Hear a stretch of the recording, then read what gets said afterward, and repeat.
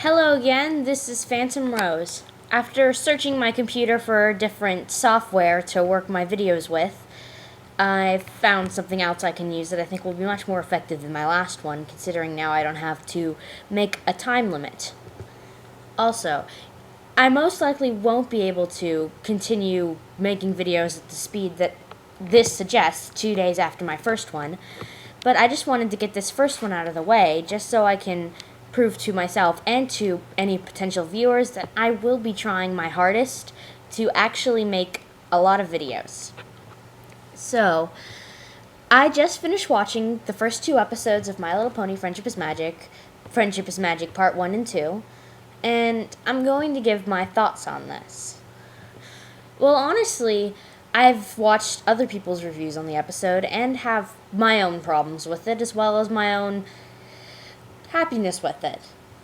Considering it is the pilot to a series that was intentionally created to be for the audience of girls around the ages of 5 to 10, it honestly holds up. There's a lot of parts in the show that just scream funny for anyone. And I guess I could rephrase that, saying funny as in parts that have ended up being continuity in the show, such as Spike's immediate crush on Rarity in the beginning, near the middle of the first part, and the ending of the second part where Pinkie Pie breaks the fourth wall for the first time when she inhales to keep going and the circle opens up a little bit wider so that we can see her a little bit longer. Another thing I guess I could have to say about this is some of the little things that actually made it seem more like just a kid's show. Like when Twilight's trying to think of a word to give Spike to write down, precipice, threshold, brink, and he's having so much trouble figuring out how to write it. And when Twilight calls Spike a Casanova right before they visit Fluttershy, and the gag where Spike has a lampshade on his head because he's been partying for so long. But of course, there's also the problems with this episode, such as timing. After I finished the first part, it felt like not much time had passed. Honestly, it was rushed, and I kept thinking about how quickly it went by. It was a 22-minute episode, and it didn't feel like 22 minutes. It felt a lot shorter than that. Stating, I guess, that time was going by a lot quicker than it should have been. And of course, there was the second part, which, when I really think about it, had a lot of problems with how the elements of harmony were explained and executed. How immediately we would know exactly who would get each element by the little dinging noise with the name of each element and the picture of each pony going by.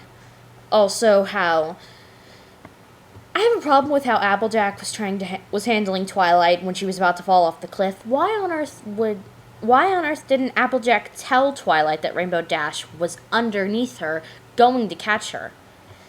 Because, Applejack probably would have made what she said a little more believable to Twilight if she had mentioned that Rainbow Dash was going to catch her if she let go. And it would make more sense in her element of honesty if she was saying this not as a bluff or just trying to get rid of her, but just saying it and not explaining why was really confusing to me. And also, but how I have had a quarrel with this for a very long time, and I'm so confused about why no one's ever mentioned it. And this is kind of continuity for something else, but I've always been so confused about exactly why Luna looks different from the first time we see her in Friendship is Magic Part 2, and when we see her again in Luna Eclipsed. She's suddenly bigger, a little bit darker, has a new mane style. I'm so confused about why, and I've never gotten an explanation about why. Why did she change? How come she changed? And she was so shy at the ending of the episode. How come she suddenly was using the Royal Canterlot voice and the Royal we? this could be something that would be explained. What exactly was Luna doing between the span of Friendship is Magic Part 2 and Luna Eclipse that she was so different than she was before? Really just doesn't make any sense. And where was she when Discord was attacking? We only see Celestia during this part, but we never see Luna. I mean, obviously if Celestia has some sort of history with Discord, shouldn't Luna as well, considering that they're sisters and they banished him together? Well, I guess that's just something I'm putting aside for something else. Maybe another video talking about my problems with Luna, because I have a lot of problems with her. But I mean, there's still all of the other parts, like the fact that, as I've heard many other reviewers talking about, how Celestia was able to know that Twilight would make friends with the exact 5 mares that eventually became the Elements of Harmony alongside her. And also, how Celestia was banished to the sun, but she still knew that Twilight would be able to do it. I mean, there's a lot of problems with this episode, but there's also a lot of very good things. Like, again, I've mentioned that there's continuity. Like, how Pinkie Pie throws a party for Twilight right at the end of the day, because now we know that Pinkie Pie throws parties for anything. Any small occasion requires Pinkie to throw a party, even the cake's baby's first month birthday sort of thing. But I mean, and how Rarity is absolutely obsessed with fashion when we see Twilight and her in Carousel Boutique with Rarity putting on outfits for Twilight, and how much she loves Canterlot. And Rainbow Dash's speed. I mean, in Magical Mystery Cure during it, we do get a point when we see Rainbow Dash clearing the skies, and if we have a counter for that, it did take her about 10 seconds to do it, which is some small continuity from the beginning to right then. Honestly, I have some problems with this episode, but I still can't help but love it. And because it's a pilot, the problems can be dismissed as they didn't know what kind of a fan base this show was going to end up having. One that would analytically think about every single thing about this episode. But for a pilot episode for a children's show, it honestly does a lot of things right. It establishes all of our main characters in the first episode and gives them a very broad view of how exactly they're going to act for the rest of the series. Applejack working on an apple farm, Rarity being obsessed with fashion, Pinkie Pie liking parties, Fluttershy working with animals, and Rainbow Dash wanting to join the Wonderbolts. And also, in the second part of the episode, it sort of gives off how their character, including the elements of harmony, might be.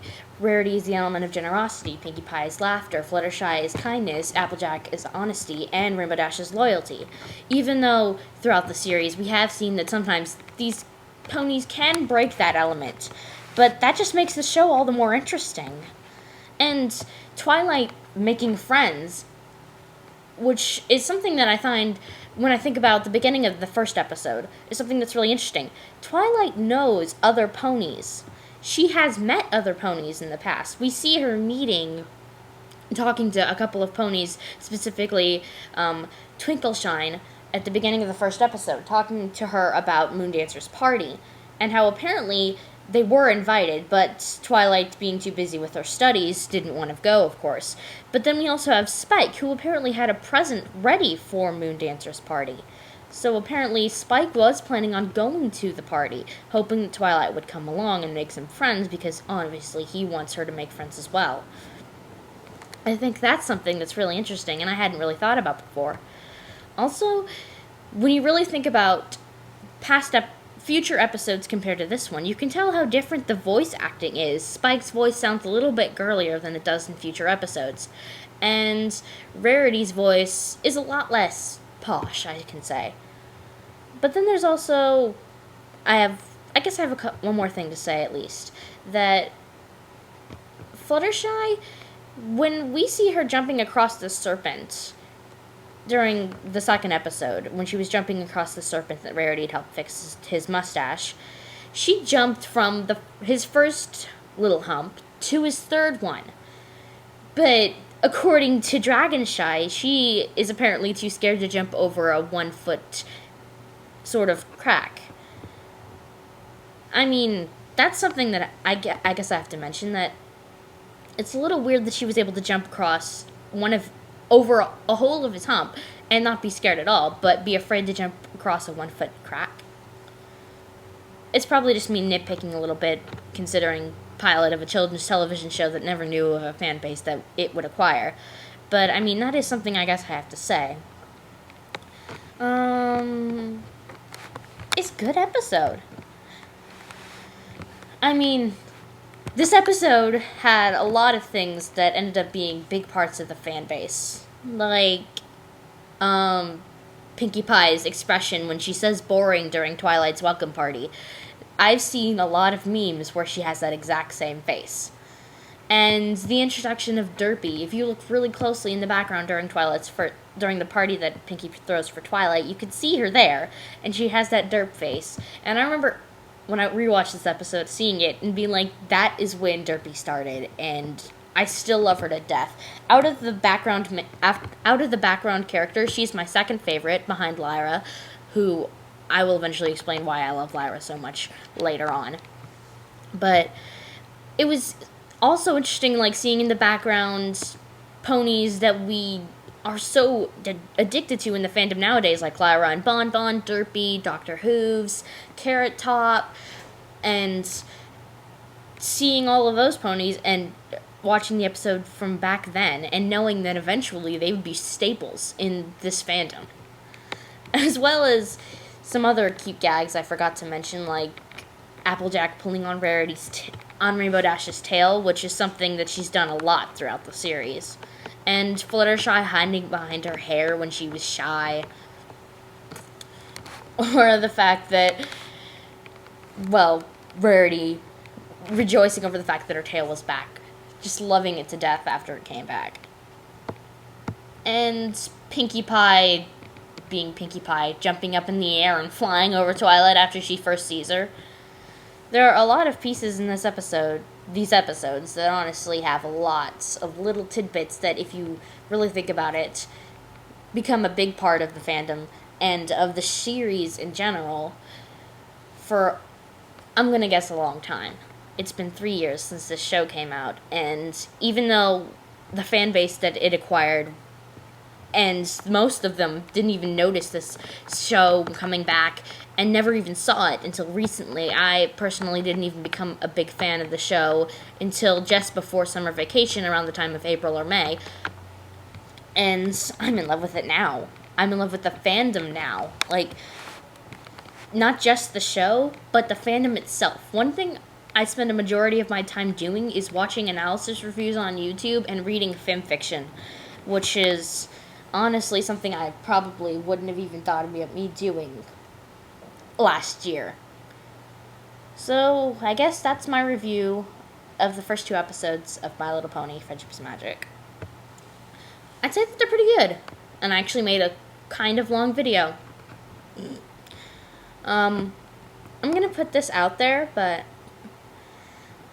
I'm gonna plan on my next video, which I plan on being a sort of analysis of the episodes for the Gala arc, which I think are good. They're the first arc we've had in the whole series, and it's something that I personally enjoyed a lot. The episodes that involve the Gala arc, the Ticketmaster, Suited for Success, and The Best Night Ever, which are 3 episodes that I really enjoy very much.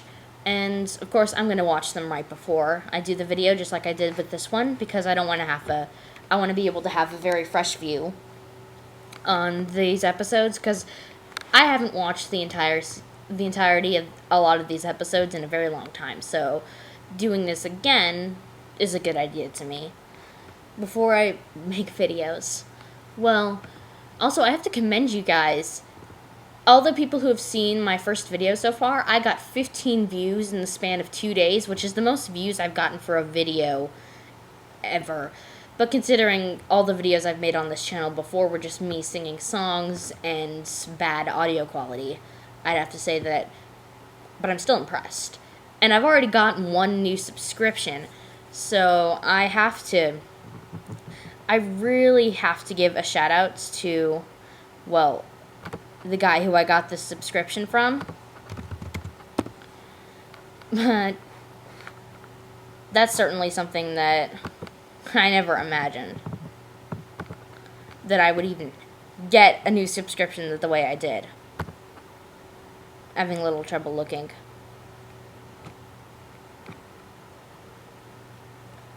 I just want to find him so I can give him a shout out, because that's honestly something that is definitely one of the sweetest things that's ever happened to me. So yeah, here he is. I wanted to give a shout out to Gaming Titan 101 for subscribing to me after seeing my first video, and the comment he gave about how he would totally support me and that he's happy, I guess excited about seeing what I can do. That's something that I have to thank him for. So thanks Gaming Titan 101 for subscribing to me right after seeing my first video. That is definitely a huge support to me, and I have to say thank you to him, because honestly, who knows, if maybe he will be the person who would help me jumpstart this. I guess that's all I have to say. So thank you very much to anyone who decides to watch this video. And to anyone who might subscribe to me after hearing this, know that I will work on audio quality, editing, pictures, anything like that, because honestly I'm not very impressed with how I'm doing so far. But I mean, I'm just starting out, and I was never very good at audio-visual stuff. But who knows, maybe 2 years in the future I'll still be doing this, and my videos will look a whole lot better. So thank you all, and enjoy!